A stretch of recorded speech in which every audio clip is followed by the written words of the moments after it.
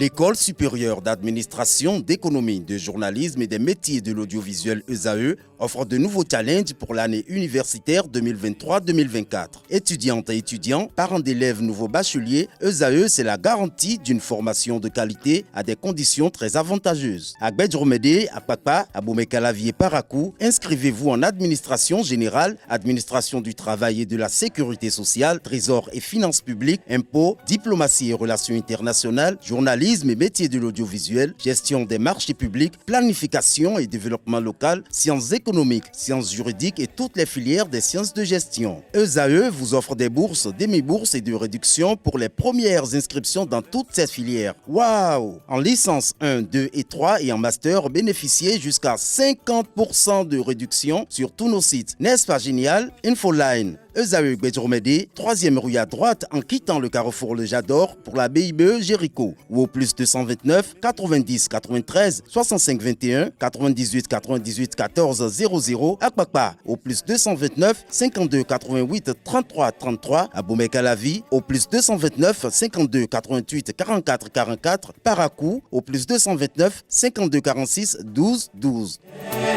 ESAE, l'excellence à un an. Le panel de discussion est fini. À présent, on est à l'invité matinal, le pasteur Atanas Kadia. Bonjour. Oui, bonjour mon frère. Je rappelle à nos amis internautes que vous êtes expert en immigration canadienne, vous êtes pasteur et coach en développement personnel et tout ce qui est lié quand même à l'entrepreneuriat et à l'intelligence financière. Vous êtes également juge de paix des Nations Unies, aumônier international. Vous faites des conférences à travers l'Afrique. Ce jour, on parle avec vous de 5 niveaux de leadership. Je suis avec Atifa Eitayo Olafa qui reste avec moi. Bonjour à nouveau. Bonjour. Le sourire est revenu parce que tout à l'heure il y avait un plein air par rapport au panel. Vous voulez vous faire comprendre, mais ils ne comprennent pas. Exactement. Ils ne peuvent pas comprendre ceux qui n'ont pas vécu et ceux qui ne vivent pas. Alors, pasteur Atanas Kadia, je bouscule un peu le protocole pour cette fois-ci. Je vais vous poser la question de savoir très précisément si la fille de monsieur Kadia amène à la maison comme époux un chrétien catholique ou un dignitaire vaudou parce qu'elle est amoureuse de lui et veut l'épouser et pense qu'elle doit laisser votre religion pour sa religion. Est-ce que vous serez contre?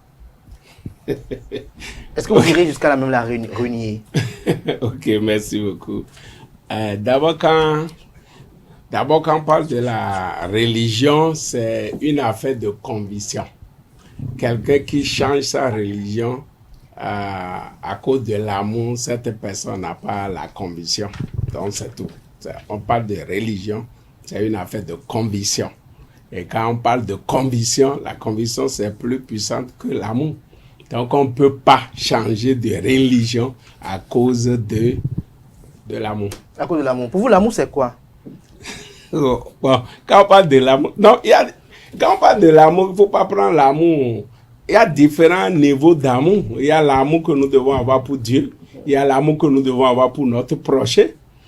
Maintenant, il y a l'amour au niveau de la famille qui est un sentiment que j'ai pour une femme ou bien un homme, ainsi de suite. Donc, c'est ça. Il y a différents niveaux d'amour.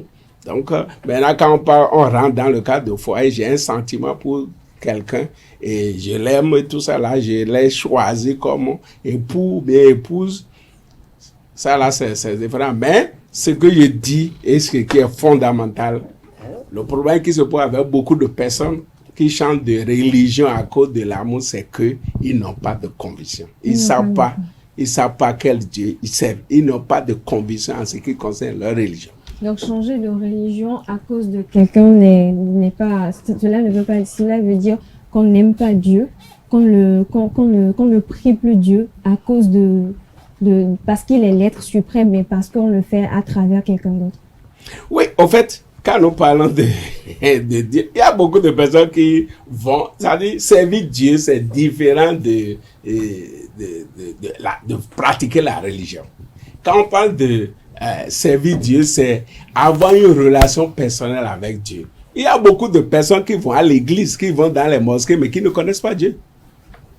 C'est clair et net, ils vont à l'église, peut-être ils sont nés dans une religion et ainsi de suite, et ils font le suivisme. Ces gens-là, comme ils n'ont pas de conviction, peuvent changer sans problème. Donc, c'est la chose fondamentale, puisque la religion, en général, c'est des hommes. C'est les hommes que quand vous prenez Jésus-Christ n'a pas amené de religion. La chrétienté, c'est une vie qu'on mène. Ce n'est pas je vais à l'église, je fais ceci. Non, je suis en relation avec Dieu. Et je vis selon les normes, selon les choses là. Maintenant, aujourd'hui, nous avons des gens qui vont simplement à l'église, qui sont des religieux, n'ayant aucune conviction, donc du jour au lendemain, ils peuvent changer. Qu'est-ce que vous conseillez aux parents qui ont des enfants qui s'entêtent à vouloir changer de religion par amour et à ne pas suivre les prescriptions préétablies? Oui. Ce que je disais, en tant que parents, il ne faudrait pas que nos enfants nous suivent simplement pour dire que je vais à l'église. C'est ça le problème, la chose importante. Tu dois amener tes enfants, puisque beaucoup d'enfants suivent leurs parents et ils n'ont aucune relation avec le Dieu. C'est pour cela que David, avant de partir, disait à Salomon, Salomon connaît le Dieu de ton père. Il y a des gens qui vont à l'église mais qui ne connaissent pas le Dieu de leur père. Donc, les parents ont la responsabilité d'amener les enfants à rentrer en relation avec Dieu et non à les suivre simplement pour aller à l'église. Quand ils vont rentrer vraiment en relation avec Dieu et ils connaissent vraiment Dieu, ils vont pas changer pour raison de mariage, pour ceci. Non, moi, ma fille ne peut pas faire ça. Mes enfants ne peuvent pas faire ça parce qu'ils connaissent Dieu.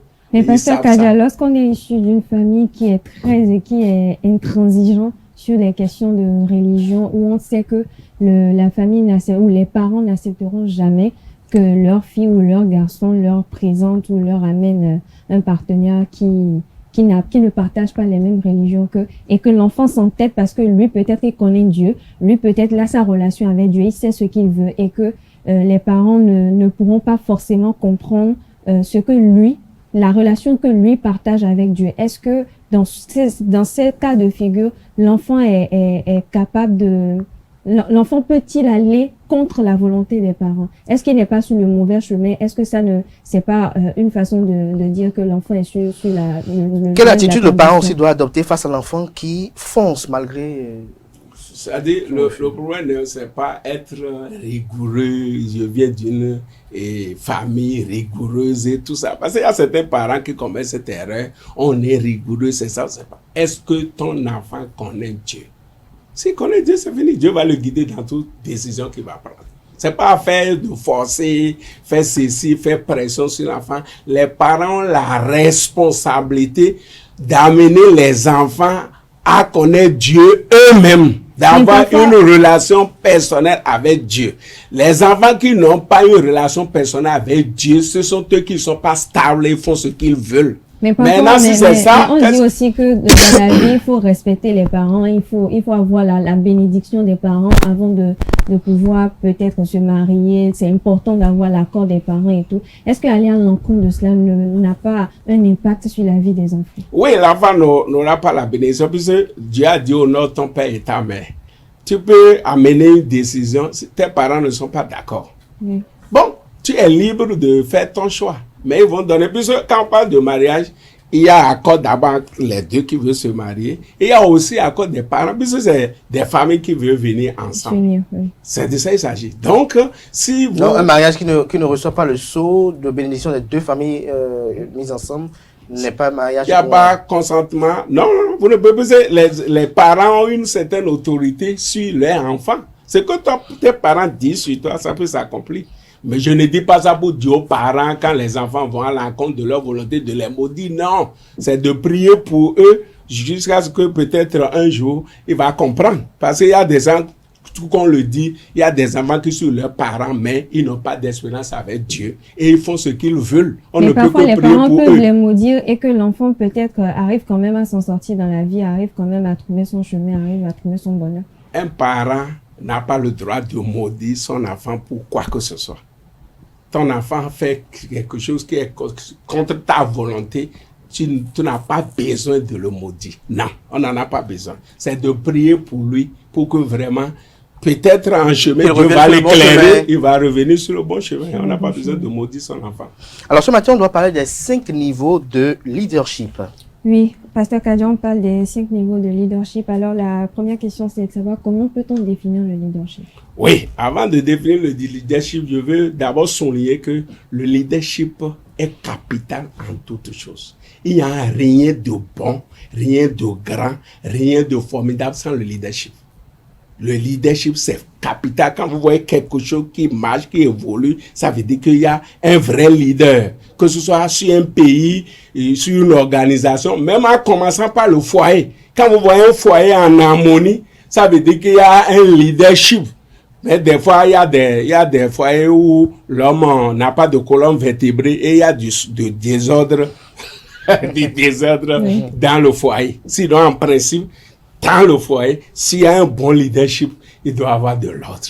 Tout doit aller normalement. Le foyer doit évoluer. C'est de ça qu'il s'agit. Donc, le leadership est capital dans tous les domaines. Même quand vous prenez la décentralisation, depuis le délégué du quartier, ainsi de suite, quand il y a un bon leadership, il y a de l'ordre, il y a des choses formidables qui se réalisent. Mais là où il n'y a pas le leadership, il y a du désordre, de la pagaille et rien de bon ne s'accomplit.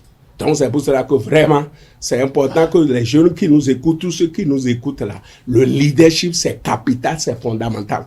Nous sommes ici maintenant en train de faire tout ce que nous sommes en train de faire, c'est parce qu'il y a un leadership. Sur cette maison, c'est pour ça que la maison est toujours debout. Donc, c'est fondamental dans tout, depuis le foyer jusqu'en haut. Le leadership est fondamental. Sans ça, il n'y a rien de bon. Mais il reste à savoir où vous voulez être leadership, vous avez fait pour votre leadership, parce que c'est dans un ghetto ou peut-être dans une église. Il y a quelque chose de bon. Donc, un ghetto, je ne sais pas s'il y a quelque chose de bon. Au niveau de foyer. Maintenant, quand on parle de leadership, il y a plusieurs définitions. Les gens définissent le leader comme l'autorité qu'une personne ou bien un groupe d'individus exerce sur un autre groupe. Autre définition, c'est la capacité qu'a un individu de diriger, de mobiliser les gens pour atteindre des objectifs.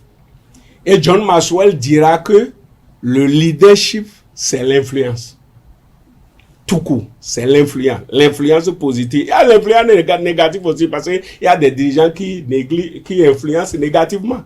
Il y a des gens, on a vu des gens comme Hitler, des gens comme on est en train de voir aujourd'hui, des gens qui mobilisent les gens pour des objectifs malsains. Donc, leadership, c'est influence. Mais John Maxwell est allé un peu loin pour parler également que le leadership, c'est un processus. D'où alors les 5 niveaux de leadership qu'il a énumérés que on est en train de suivre partout dans le monde aujourd'hui parce qu'il est un expert en matière de leadership dans le monde. Vous avez dit tout à l'heure que le leadership, c'est la capacité d'une personne à diriger quelque chose. Quels sont les caractères qui définissent un leadership? Oui, un leader d'abord, c'est quelqu'un qui a la tête sur les épaules. Qui prend le lead. Qui a la tête sur les épaules et qui sait là où on va et il nous amène là-bas. C'est pour cela que on ne suit pas quelqu'un qui ne sait pas où il va. Si tu suis quelqu'un qui ne sait pas où il va, ça fait ton problème. Tu n'as rien compris. Un leader, c'est quelqu'un qui a une vision. Il sait où il va et il veut nous amener. On peut avoir confiance en lui. Il a la tête sur les épaules. Il raisonne bien. Il aime les gens. Il a un objectif. Il a la passion. Il est déterminé à accomplir quelque chose. Il a un mode de vie exemplaire. Un mode de vie exemplaire, ça c'est fondamental. Un mode de vie exemplaire, c'est pas être. On va voir ça au niveau vous allez voir, il y a certains qui ont le titre seulement de leader, ils ne sont pas leaders. Donc c'est de ça il s'agit. Un leader, d'abord ce qui le caractérise, c'est la vision. On ne paraît pas chef, on est chef. On sait où il veut nous amener et on le suit. Si on ne sait pas où tu vas, si tu suis quelqu'un qui ne sait pas où il va, ça va être ton problème. Toi tu es ma sœur, si tu épouses un homme qui ne sait pas où il va, ça va être ton problème. Ok. Ça va être un problème. C'est compris. T'as compris? Alors, le premier niveau du leadership. Le premier niveau de leadership, c'est la position. La position. Tout le monde rentre dans le leadership par la position. C'est-à-dire, j'ai été normé. Et que je suis directeur ici. Ça, c'est position. C'est le niveau social. C'est le niveau le plus bas de leadership. On t'a nommé ministre, on t'a nommé ceci, délégué, responsable de classe. Oui, donc là, tu as des droits. Parce que on a pris une décision, on a dit que c'est toi.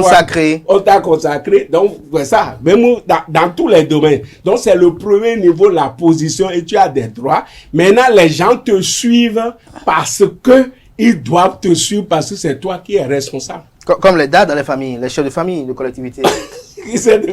À tous les niveaux. Même le pasteur, l'imam. L'imam, le président de la République, ministre, directeur, tout ça là, c'est la position. Quand directeur, le premier niveau, ça là, c'est la position. Et là, les gens te suivent parce qu'ils le doivent. Ils le doivent. Parce qu'on dit que c'est lui qui est notre responsable. On est obligé de le suivre. Donc c'est le premier niveau, mais c'est le niveau le plus bas. Pourquoi le plus bas? Le plus bas parce que on n'a pas souvent d'influence sur les gens. Vous allez remarquer dans certains, il y a eu des moments où je vois des choses. Des fois, vous allez assister à des passations de services au niveau des ministres. Et on enlève un ministre, les gens du cabinet, tout ça, sont très contents qu'il est en train de partir. C'est qu'il a occupé seulement de position là-bas. Ça dit, quand il arrive à un moment donné... C'est pas dû aussi à la volonté des uns et des autres à ruiner l'entreprise, parce que un bon chef, non, on dit parfois qu'un bon chef parfois n'est pas souvent aimé de ces sujets. Oui, non. C'est-à-dire quoi? On va voir, quand on va voir les autres niveaux, maintenant, vous allez comprendre que position là, c'est le niveau le plus bas de leadership. Parce que on te respecte parce que c'est toi le responsable. À des moments donnés, il va réagir pour dire, il faut savoir que c'est moi qui suis chef ici. Celui-là est échoué dans le leadership.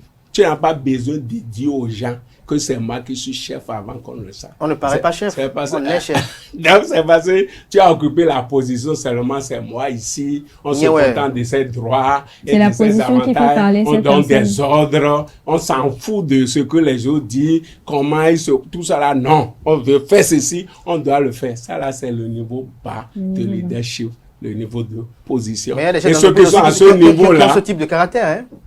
Il y a des chefs d'entreprise aussi qui ont ce type de caractère aussi parfois. Oui, qui sont là simplement pour, c'est moi qui suis là et c'est fini. Non, on ne doit pas. Ça là, c'est le niveau le plus bas. Il faut évoluer. Il y a 5 niveaux au total. Oui. Le deuxième niveau, Pasteur Kadi. Le deuxième niveau, c'est la permission.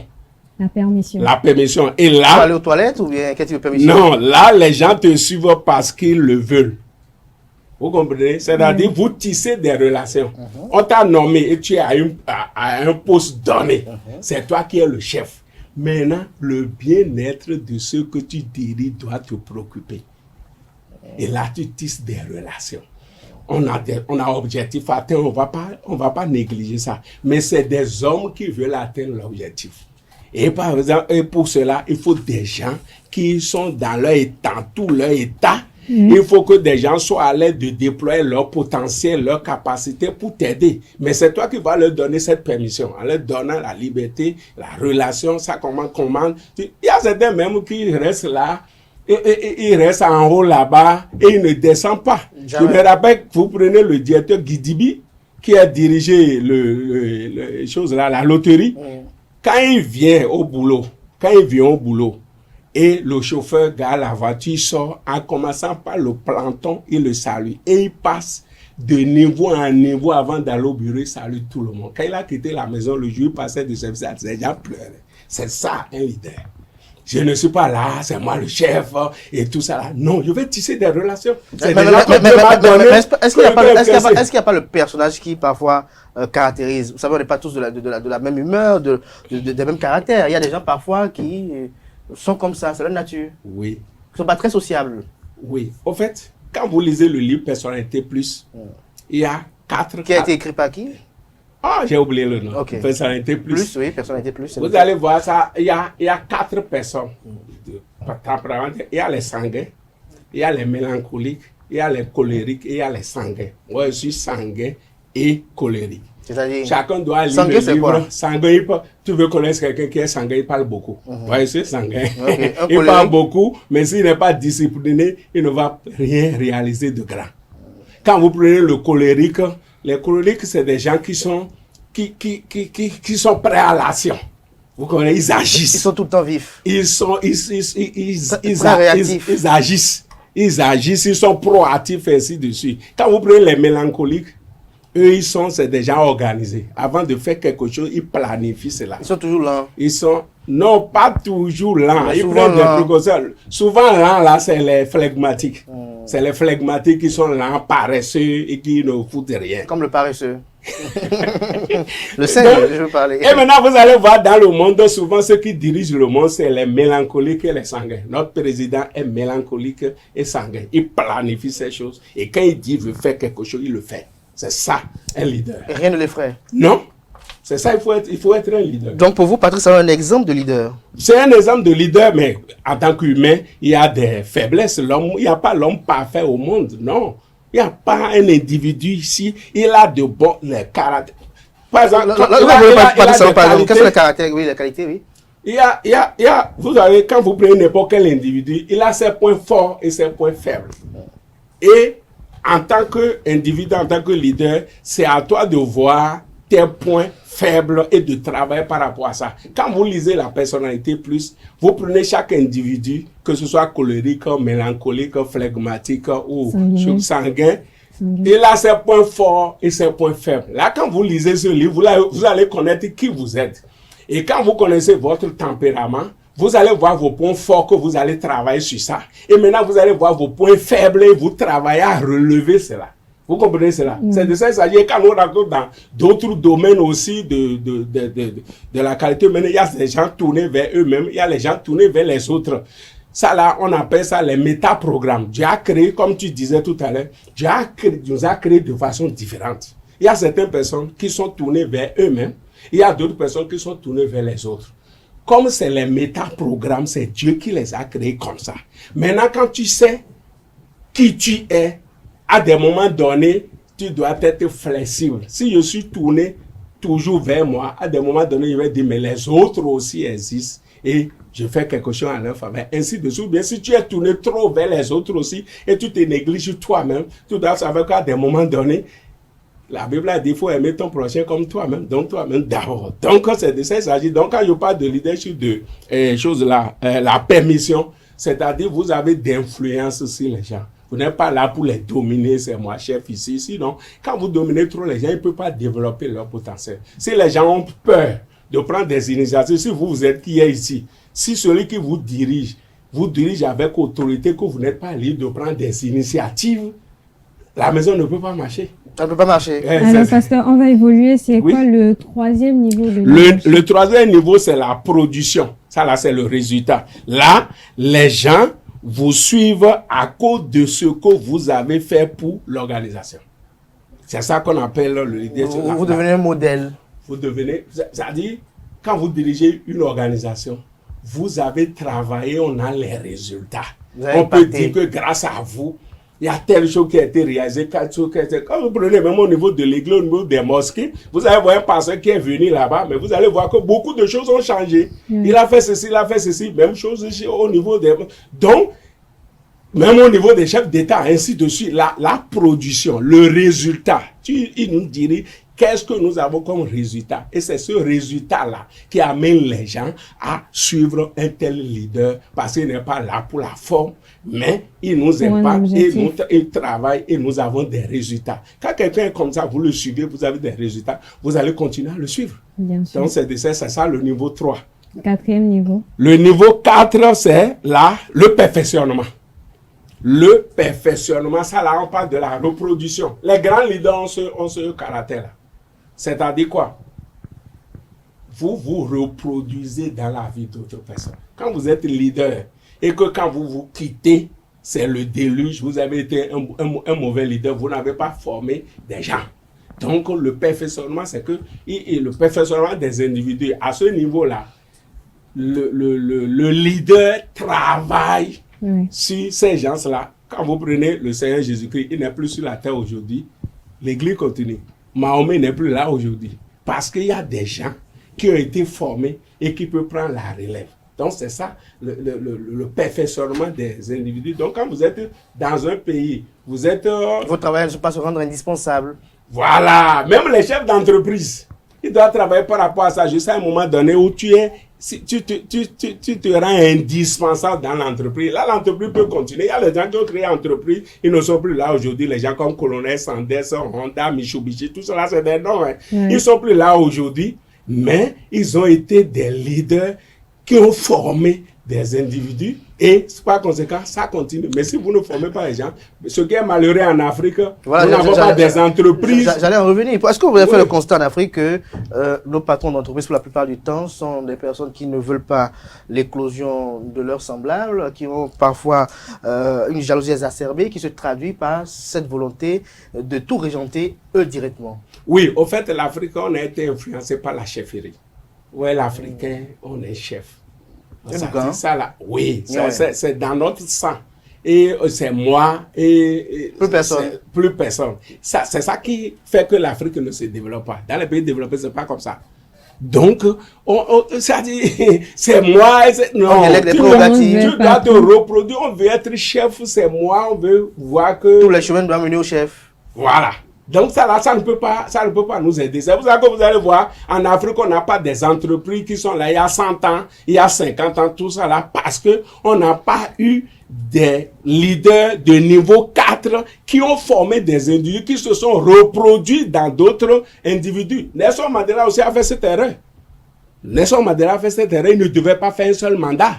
Il a fait un seul mandat, 4 ans, parce qu'il n'est pas attaché à quoi que ce soit. Il avait un objectif, il a atteint l'objectif. Mais voyez tous ceux qui l'ont suivi. C'est des escrocs, c'est des bandits, excusez-moi le terme. Et la nation est en train d'être écroulée. Si il revenait aujourd'hui à la vie, tout ça, il a manqué ce problème, il lui a manqué de temps de former des individus à son image qui vont prendre la relève. Oui. Il ne devait pas faire qu'un seul mandat et parti. Parce que vous avez vu ce qui se passe en Afrique du Sud aujourd'hui. Et il a souffert 26 ans à la prison. Donc, on a ce problème-là en Afrique. Il faut former les leaders. Il faut former d'autres personnes. Il faut se reproduire dans d'autres personnes. Là, vous êtes immortel. Qu'est-ce qui amène l'Africain, généralement, puisqu'on parle de leadership, à ne pas vouloir que son prochain évolue ou émerge? C'est l'égoïsme. C'est tout. C'est l'égoïsme. Parce qu'il peut arriver que vous formez quelqu'un au leadership et que cette personne vous dépasse. Oui, c'est ça qui est bon, non? Écoute, là où tu es maintenant, si ton enfant, tu investis sur ton enfant et demain, cet enfant te dépasse. On dit, c'est l'enfant de qui? Tu vas te frapper la poitrine pour dire, c'est mon enfant. Tu as fait un bon travail. Normalement, nos enfants doivent nous dépasser. Normalement, quand tu es un leader, tu dois former des gens même plus compétents que toi. Et tu t'assois, tu les vois et tu es content. Mais on ne voit pas ça. En principe, c'est ça. Tu as échoué. Non, tu dois reproduire les gens, même meilleurs que toi. Puisque le monde évolue. Meilleur que toi. Et quand tu t'assois, tu vois les autres faire, tu es content pour dire, je n'ai pas vécu inutilement. C'est mon œuvre. Et on est très fiers de ça. Oui. Le cinquième niveau, c'est le pinacle. Ça, c'est le sommet, le respect. Le pinacle. Le pinacle. C'est-à-dire, vous êtes... C'est le respect. Quand on vous voit là, c'est le summum. On te voit en petit chapeau. Il y a des présidents qui viennent juste à ce niveau où quand même ils descendent. Quand vous prenez Obama aux États-Unis, vous voyez quand il sort, et tout le monde sait que voilà, c'est un leader. On doit chercher tout ça là pour ça. C'est le respect. On sait que non, il a été un responsable modèle, il a fait le job, il a laissé des traces, il a formé des gens et il est là et jouit. Donc, tout le monde, les jeunes qui nous écoutent, ils doivent comprendre que le leadership, position là, c'est le niveau bas et qu'on doit gravir les échelons jusqu'à venir au pinacle. Alors, parce que j'ai quand même une dernière question, si oui, allez-y. Est-ce que vous pouvez vous qualifier de leader? Oui, moi, je suis un leader. Puisqu'il y a des gens qui me suivent. Mais vous êtes à quel niveau? Au niveau 1, 2, 3, 4, 5 Non, je ne suis pas encore venu au niveau 5. Mais au niveau 4, c'est bon. Je forme des leaders. Vous me voyez ici, j'ai des pasteurs sous moi. Je peux voyager. Et l'église, la zone que je dirige, j'ai plus de 120 églises que je dirige. Même si je ne suis pas là, l'église marche. Vous comprenez cela? Et là, vous êtes fier de ça? Oui, je suis content de ça. Des fois, je m'assois à l'église, je ne prêche pas, je reste là et je laisse mes collaborateurs prêcher. Je m'assois pour voir comment... Vous êtes admiratif de la prestance? Oui, c'est ça. Quand il finit, il dit, bon, à ce niveau-là, tu aurais dû faire ceci, faire ceci, faire ceci. C'est comme ça le leadership. Et là, tu es tranquille, tu n'as pas besoin. Vous êtes content que l'Agora vous applaudisse parce qu'on voit votre œuvre là. Ça... Oui, Ça fait plaisir. C'est ce que oui, ça fait plaisir, il faut reproduire. Mais il y a d'autres qui n'aiment pas avoir ce sentiment-là. Bon, c'est... Ils veulent tout le temps être là. Oui, c'est pour cela que le problème, c'est le manque de formation. Les gens ne vont pas quand les gens... C'est manque de formation, mauvaise foi. Non, le problème... Non, ça dit, il faut... Ça dit, des fois, tu ne sais pas certaines choses. Celui qui ne sait pas, ne sait pas. C'est quand tu fais des formations, tu lis des livres, des leaders que tu es éclairé, tu dis, je suis en train de faire erreur dans tel domaine, je suis en train de faire erreur dans tel domaine. Mais si tu n'es pas prêt à écouter les gens, tu n'es pas prêt à apprendre, tu n'es pas prêt à lire les livres des grands, tu ne peux pas devenir grand. Moi, je lis tous les jours, hein. En un an, je lis au moins 20 livres. Et je vais aller au-delà. Au-delà. En plus, la Bible. Vous n'êtes pas fatigué? Non. Quand on lit, tes ménages même là sont renouvelés. Vous me voyez ici, les quartiers sont vivaces. J'ai un voisin d'il y a 60 ans, j'aurai 60 ans l'année prochaine, mais tu me vois debout. Non, je pense qu'on sera évité à la fête. À 60 ans, c'est quand même pas petit. Donc, quand tu fais ces choses-là, tu es rajeuni. Il faut lire. Quand tu lis, tu es rajeuni. Ça lubrifie. Ça fait du bien. Donc, un leader qui ne lit, un leader est un lecteur. Un leader, c'est un lecteur. Celui qui ne lit pas n'est pas un leader. Clair et net, parce qu'il sera ignorant.